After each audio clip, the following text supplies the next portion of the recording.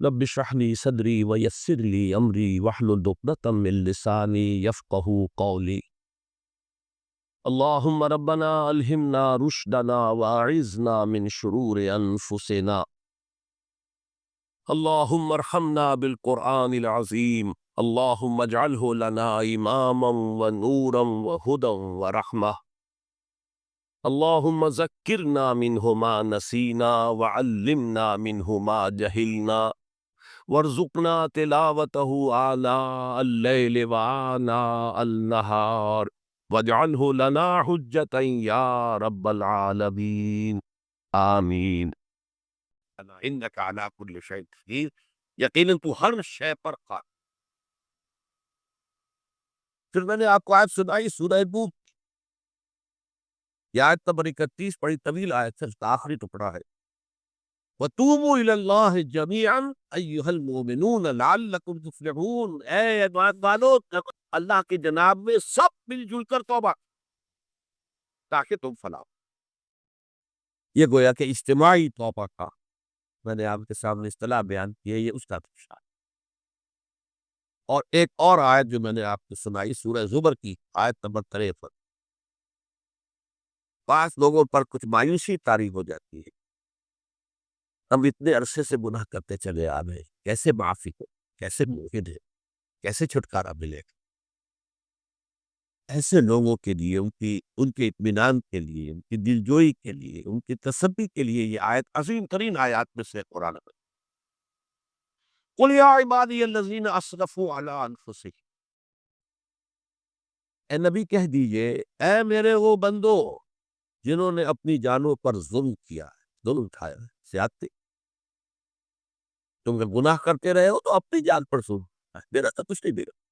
اللہ تو غنی ہے، اس کی تو سلطنت میں کوئی کمی نہیں آتی. ایک حدیث قدسی میں الفاظ آئے ہیں، میرے بندو اگر تم سب کے سب، اولکم و آخرکم و انسکم و جنکم، تمام انس و جن اور اولین سے لے کر آخرین تک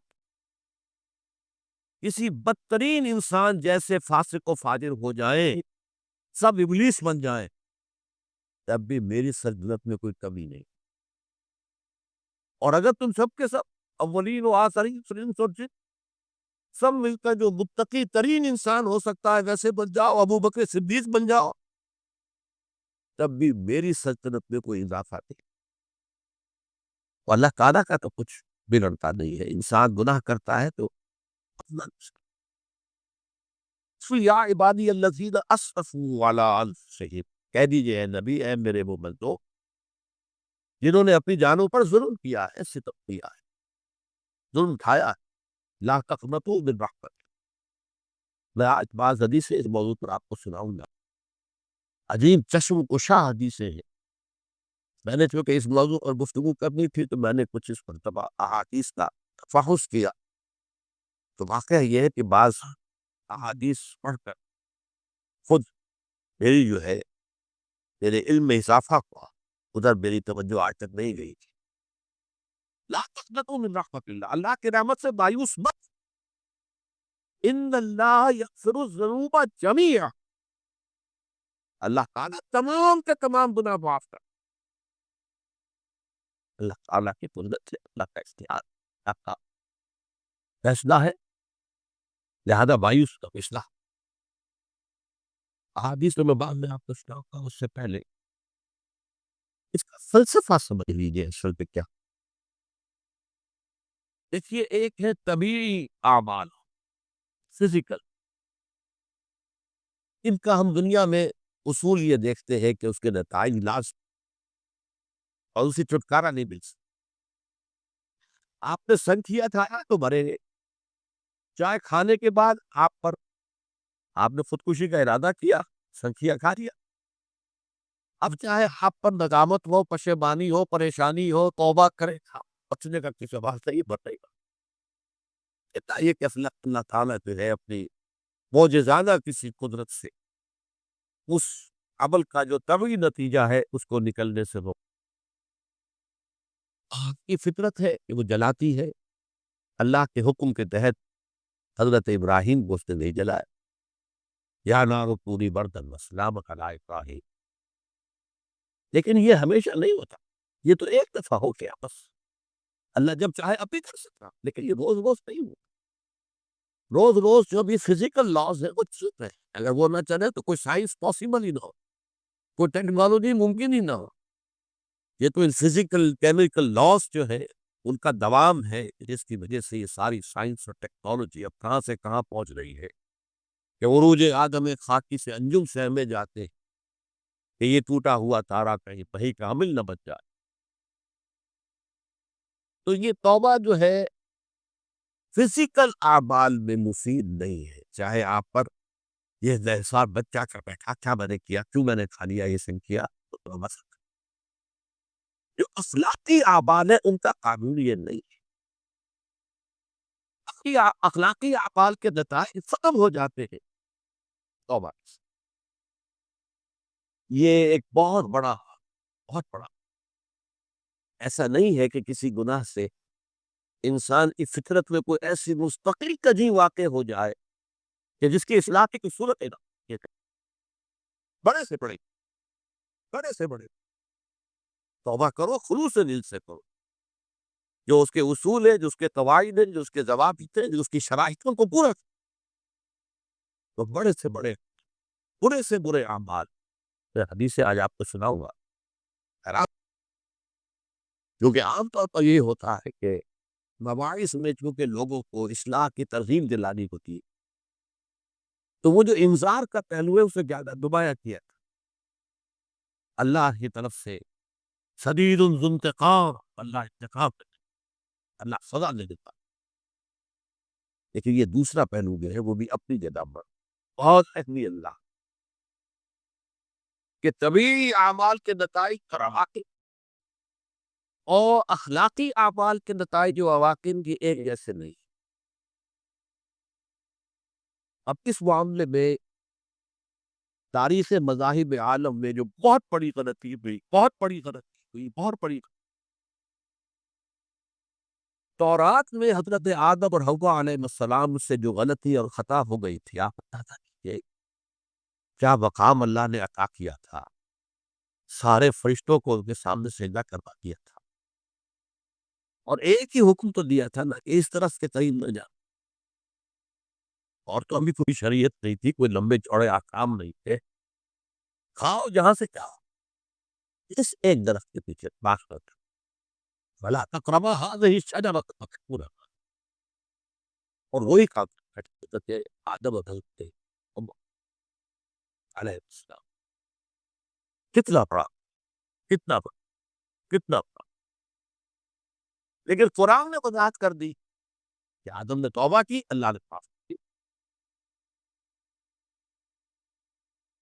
اللہ تعالیٰ سے کلمات سیکھے، ندامت دل میں پیدا ہو گئی حضرت آدم، لیکن الفاظ نہیں تھے، ان الفاظ میں اللہ سے معافی پا اسے سخت ہو گئی اور بڑی غلطی ہو، وہ الفاظ بھی اللہ نے سکھا، تلقى آدم من ربه کلمات بھی، یہ ہے جس میں کہ وہ علامہ اقبال کا ایک شعر ہے ان کے نوجوانی کے طور کا، جس پر میں بھول رہا ہوں کہ داغ دہلوی تھے یا کوئی اور تھے کہ جنہوں نے علامہ سے کہا تھا میاں اس عمر پہ اور یہ شعر، اس بڑی محفل میں بات آئی تھی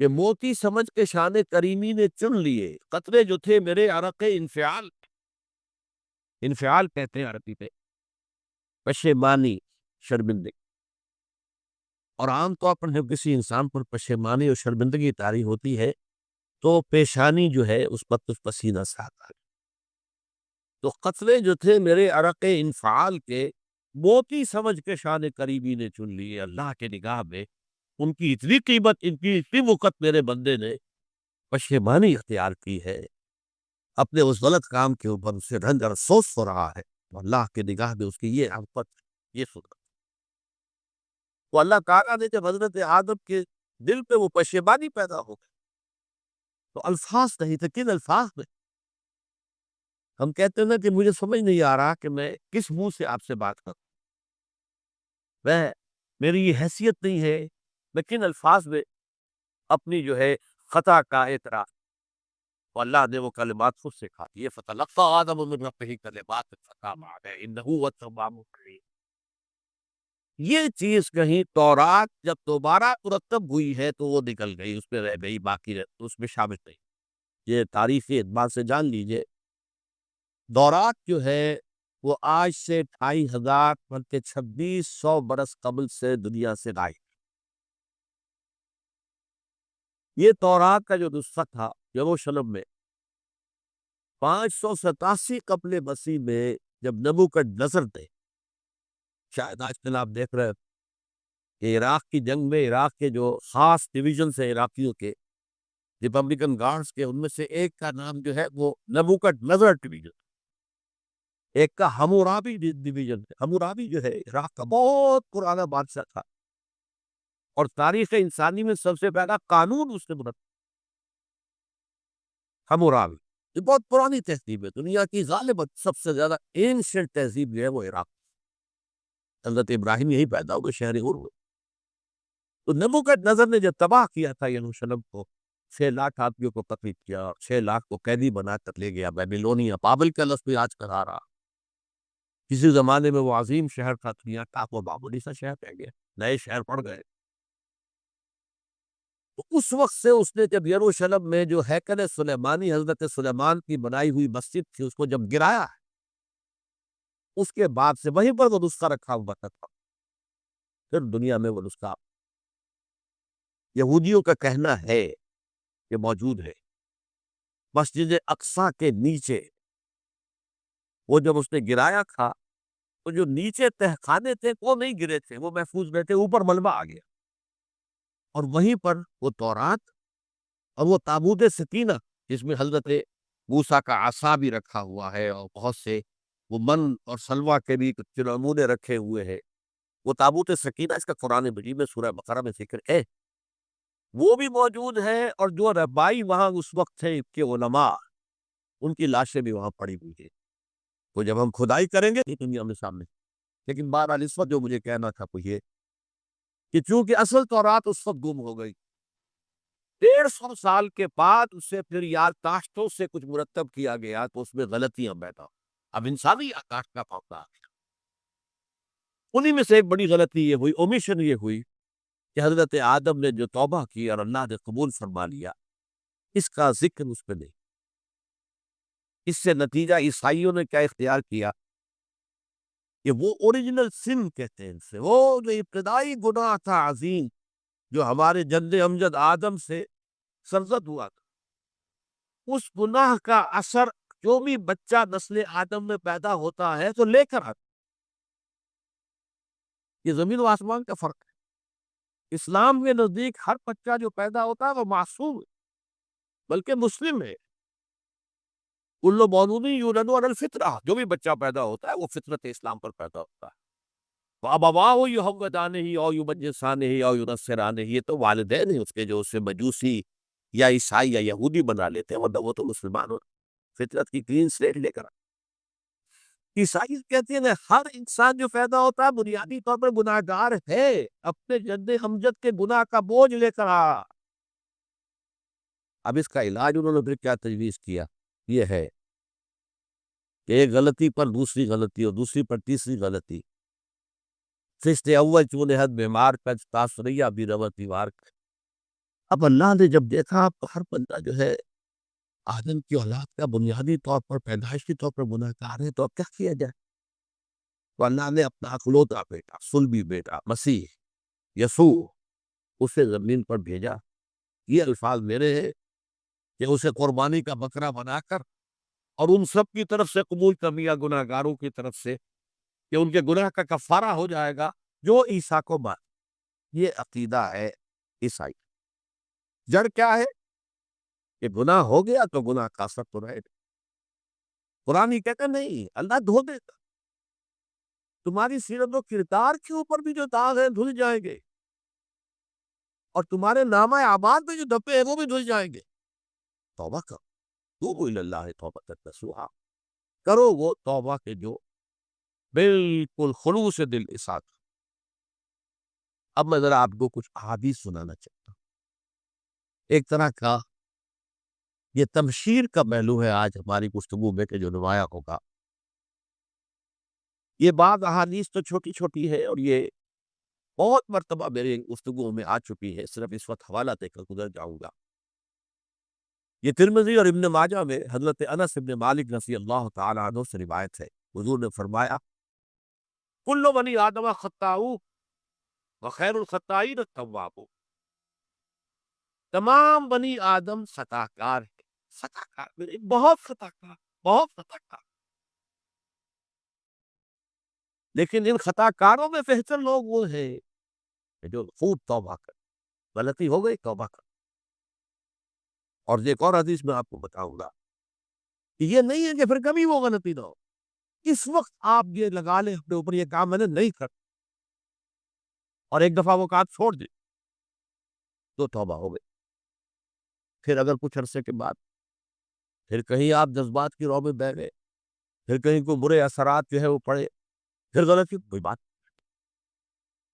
پھر ہو گیا. تواب اسی لیے کا بار بار بار بار بار بار توبہ. تو کل بنی آدم خطاؤن و خیر الخطائین التوابون.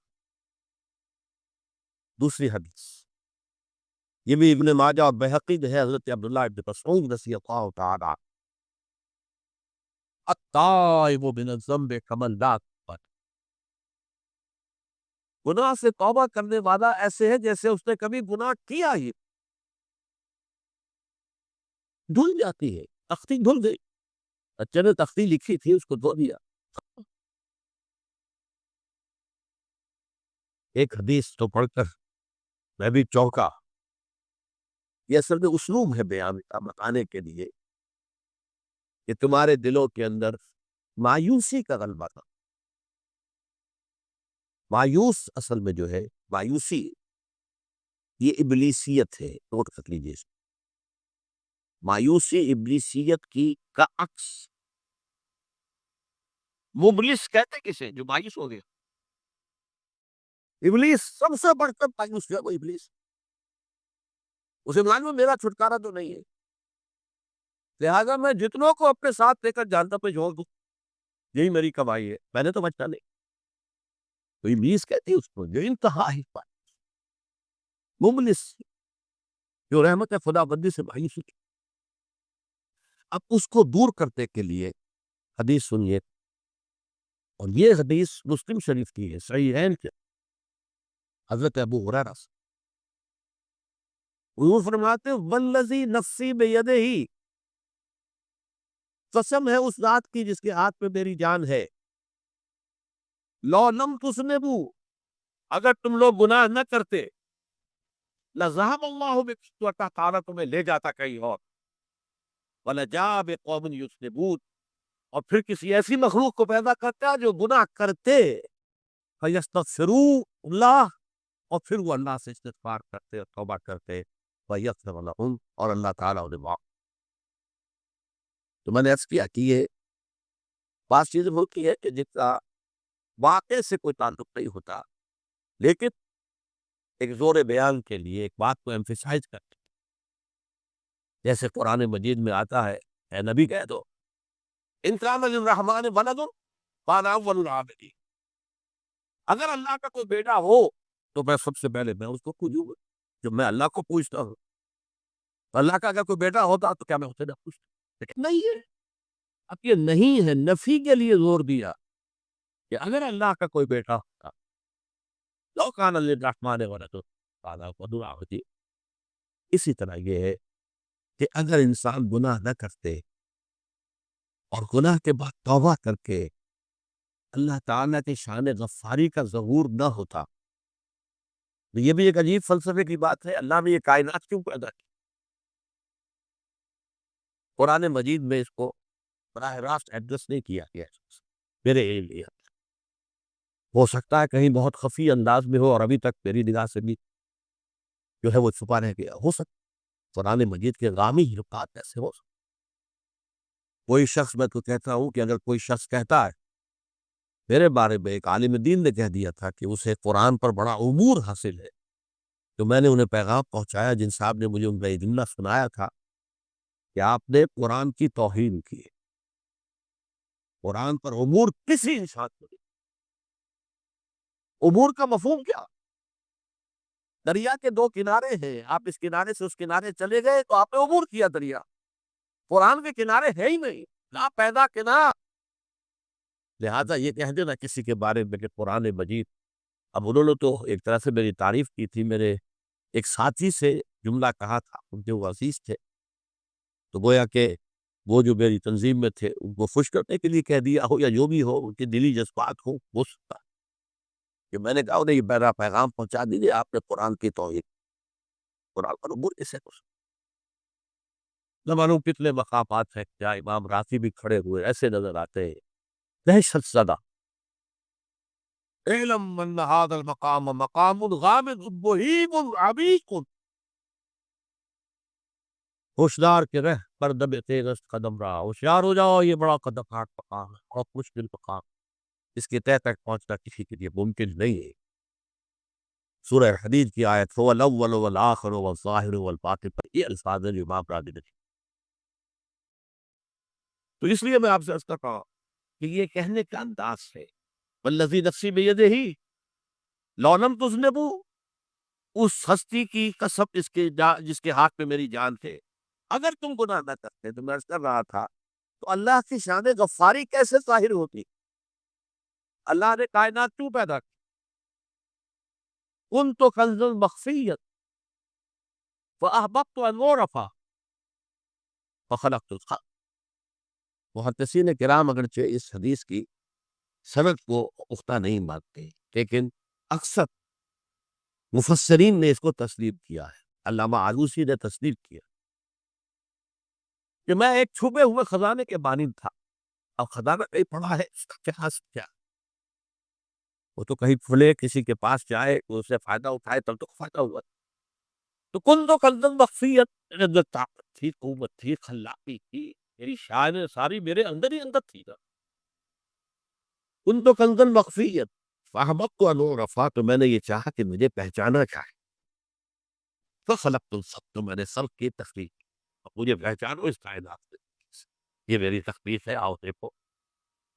ایک مصور اپنی تصویروں میں نمائش لگا، دیکھو میرے شاہکار، آؤ دیکھو یہ میرے فن کے کمال کے نمونے، آؤ دیکھو یہ ہے سب، دیکھو زمین آسمان، ان فی خلق السماوات والارض واختلاف اللیل والنہار والفلک التي تجری فی البحر بما ينفع الناس وما انزل اللہ من السماء من ماء فاحیا به الارض من بعد موتها، یہ ساری آیات ہیں محترم، اور اسی لیے انسان کو پیدا کیا جس میں یہ فیکلٹی آف اپریسیشن، اللہ کے حسن و جمال و کمال کو پہچاننے کی صلاحیت